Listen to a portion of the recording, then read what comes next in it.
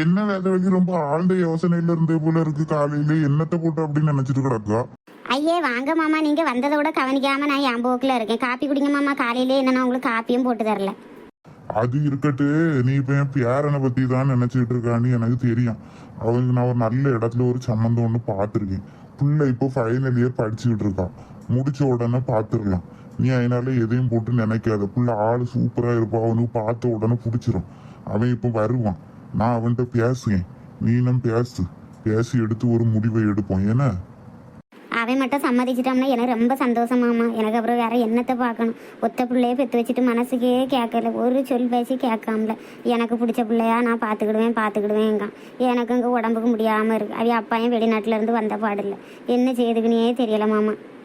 என்ன மருமவுல நீ? அவனுக்கு என்ன வயசா தாண்டிட்டு 27 வயசு ஆகும். அதுக்குள்ள இப்படி போட்டு நினைச்சு மனசை குழப்பிக்கிட்டு இருக்காத. எம்மா எம்மா என்னம்மா, நான் அங்க இருந்து கூப்பிட்டு கிடக்க, நீங்க வந்து இருக்க. பைக் சாவி எடுத்தாம சீக்கிரம் யாராவது கிளம்பட்டு. நான் இதுக்கு உனக்கு பைக் சாவி எடுத்துறேன். உன் விருப்பத்துக்கு நீ நடக்க. உனக்கு எடுத்துட்டு போக வேண்டியதானே. இல்லை நான் சொல்லதை பற்றி கேட்கவும் போல என்கிட்ட வந்து கேட்டுட்டு நிற்கியா? என் வேதவெளி செல்ல குட்டிக்கு இப்போ கோவமா? என்னம்மா கோவம் உனக்கு என் மேல? நான் எதுக்கு இப்படி எரிஞ்சு விழுந்துட்டு இருக்கா? ஏ பேராண்டி, அவளுக்கு இப்ப என்ன வருத்தம்? ஒரு தாயாவை நினைக்கிறது என்ன தப்பா? அவளே கழியாம இருக்கா. உன் அப்பனா என்ன வந்த பாடு இல்லை. நீ தான் சம்மதியாம்டே. உனக்கு இப்ப வயசு என்ன ஆகும்? 27 வயசு ஆகும்.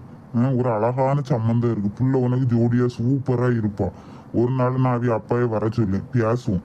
உனக்கு பிடிச்சிருந்தனா, நம்ம பிள்ளைய பிடிச்சிருந்தனா பார்த்தா போதும்டே. நீ பாரு, பிடிச்சிருந்துன்னா சம்மதி, நம்ம பேசி முடிச்சிடலாம். என்ன தாத்தா, அந்த கல்யாண பேச்சு இனி எடுக்காதுங்க. எனக்கு இந்த கல்யாணத்துல இப்ப விருப்பம் இல்லை. நான் இப்ப கல்யாணம் பண்ணக்கூடிய மனநிலைமையிலும் இல்லை. அதுக்கு என்ன காரணம்னு உங்களுக்கே தெரியும். தெரிஞ்ச திரும்ப என் மனசை கஷ்டப்படுத்தாருங்க தாத்தா. என்ன கஷ்டப்படுத்துவான்? ஒருத்தி விட்டுட்டு போயிட்டா, ஏமாத்திட்டா. எல்லாருக்கும் அந்த வயசுல வரது தானே. அவ கல்யாணம் பண்ணிட்டு பிள்ளை குட்டி நீ வாழலையா? உனக்கு ஒத்தைக்கு என்ன வந்து? இதுக்கு மேல நான் பேச விரும்பல. நான் போறேன். எந்த வேலையாவது போய் தொலையும். பாருங்க மாமா, என்ன நீ பேசிட்டு போறான்னு. என்ன செய்யனே தெரியல. அவளுக்கே எண்ணம் தான். அவளே பிள்ளை குட்டி நீ வாழ்றா. அன்னைக்கு ஒரு நாள் கோயிலில் பார்க்க அவள் அழகாக தான் பேசிட்டு போறான். இவன் என்னடானா இப்படி இருக்கான். சரி விடுமா, நீ எதையும் போட்டு நினைக்காத. வேலையை பாரு, பாப்போம்.